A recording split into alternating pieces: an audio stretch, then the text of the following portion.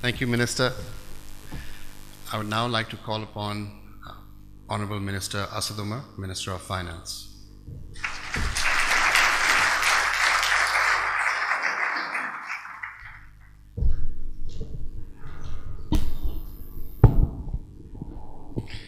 Bismillahirrahmanirrahim. Assalamu alaikum ji.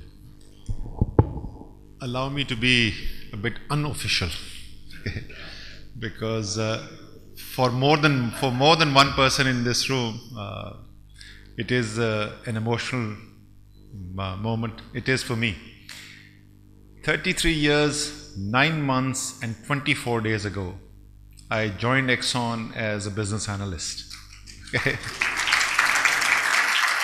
And how time flies. It was 5th of May 1991 when the management-led buyout took place. Exxon left Pakistan, and by the way, they did not leave Pakistan because they didn't like Pakistan. Exxon decided to divest from fertilizer businesses around the world. And Ali Zaidi, for you, how people, when put in a different position, go through a mindset change. There was a gentleman by the name of Clifton Garvin Jr. who became the chairperson of Exxon. Before that, he was a contact director on the Exxon board for fertilizer.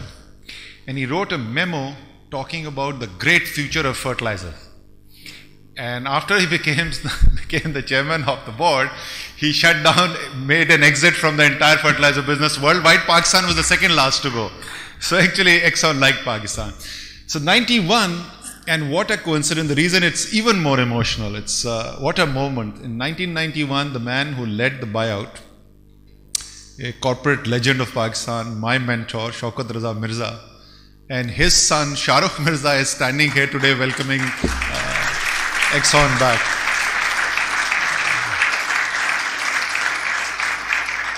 So it's really at a personal level, it's really a pleasure to have Exxon back. From the point of view of the government, as the Petroleum Minister has rightly pointed out, names like Exxon, any country would like to have as investors in the country. It's fabulous to have them back.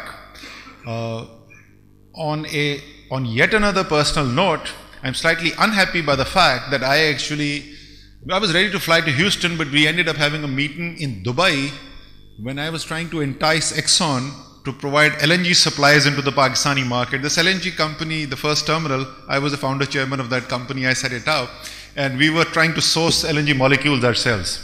And I remember having meetings with Shell, with Exxon, a number of people. At that time, it was a seller's market. And Pakistan had not yet opened up, and therefore we couldn't make it happen. Now things have turned around, and I like the way Brent is going right now. So hopefully all you LNG suppliers will feel even more under pressure.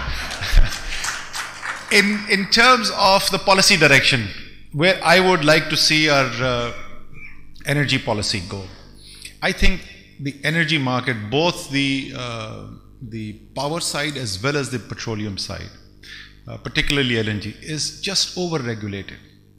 We need to reduce the imprint of the government in the energy sector. We want to open it up. It should become a commercial market where Shell and Exxon compete with each other, trying to find customers, having the best sources of supply, and not having to worry about who the government will pick to have the next terminal. So that's where I would like to see policy headed. However, I'm also cognizant of the fact that running an economy, you don't want to whiplash potential investors and make dramatic policy changes overnight. So whatever commitments have been made, those will be adhered to, and they will be honored.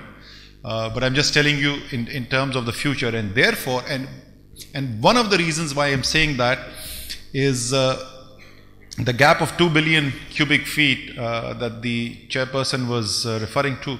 I can assure you, you are underestimating the number. Because when we first started working on LNG, the supplies were 4 billion even at that time. For the last 10 years, the supplies have been 4 BCF. And because there is suppressed demand, so you can't really estimate. This is a guesstimate what the demand is. And the guesstimate at that point in time used to be 6 BCF. I'm pretty sure that if we allowed the market to work, and we got the pricing structure right and let the market set the pricing, you will ultimately have a market much bigger than the numbers which are being quoted. So great to have you here, and I can assure you that the gentleman sitting who on the chair right of where I was sitting, Mr. Razak Daud, is the biggest champion of private sector that you will find in Pakistan. He also happens to be, I'm happy to say, I'm proud of the fact that I was the first one to invite him, and I say you have to come and join us. He's also got the Board of Investment reporting into him. So with such a champion of private sector, having the Board of Investment report to you, I'm sure the Board of Investment is going to be a real champion of investor rights and bringing in investors. So you should have a very hospitable focal point in the government to work with. The Petroleum Minister has already expressed his sentiments, and we hope that Exxon not only comes in through the LNG terminal, we hope that 230 kilometers off the coast of Karachi, there is a celebration. Is that still, Ali Zaidi, do the rules of Pakistan still apply there?